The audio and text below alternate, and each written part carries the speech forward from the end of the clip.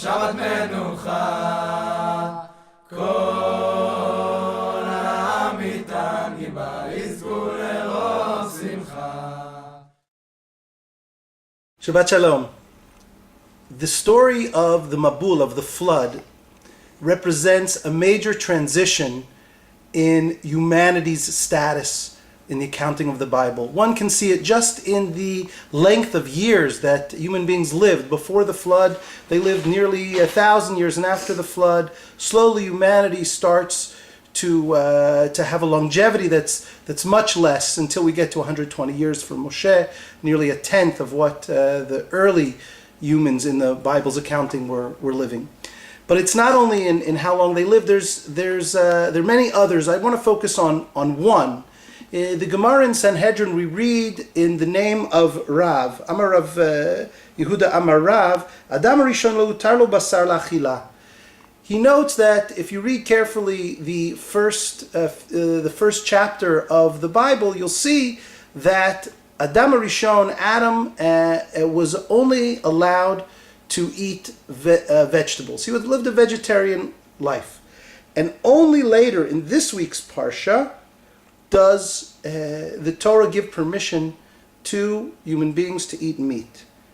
וכשבאו בני נוח, התיר להם שנאמר, כערק עשב נתתי לכם את כל. Here, after Noah gets out of the ark with his family, God tells them, I'm now giving you everything to eat, just as I had previously given you the vegetables that grow out of the ground to eat. The question is what to do with this transition. There are many contemporary thinkers who suggest that now that human beings have been permitted meat, there's no reason to explore or to think about returning to the state of vegetarianism that existed before the flood. Rav Kook has a very different take. After quoting the Gemara that I just shared with you, he says the following: Umeata. Now that we understand that originally human beings were vegetarian, according to the Torah's vision, האפשר הוא לצייר שתהיה נאבדת לנצח טובה מוסרית רבת ערך שכבר הייתה במציאות נחלת האנושית. Could we imagine that we will remain on this lower level of ethical sensitivity, of sensitivity to life forever? Could that be conceivable? And Rav Kook says, of course not. One day, Rav Kook tells us in this work of his Chazon HaTzimchonut VaShalom, a vision of peace and vegetarianism, one day humanity will return to that state of extreme sensitivity to all life and will refrain from partaking of meat to sustain itself.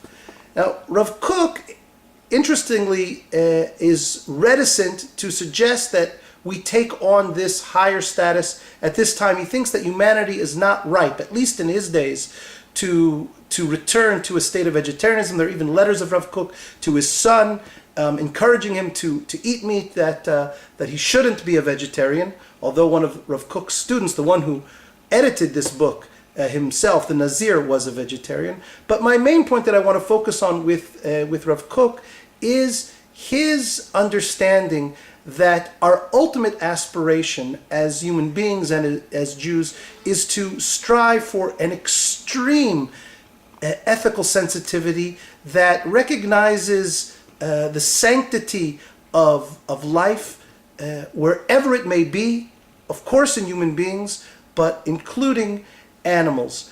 And Rav Kook calls upon us to not give up, even though we live in a post-flood compromised world.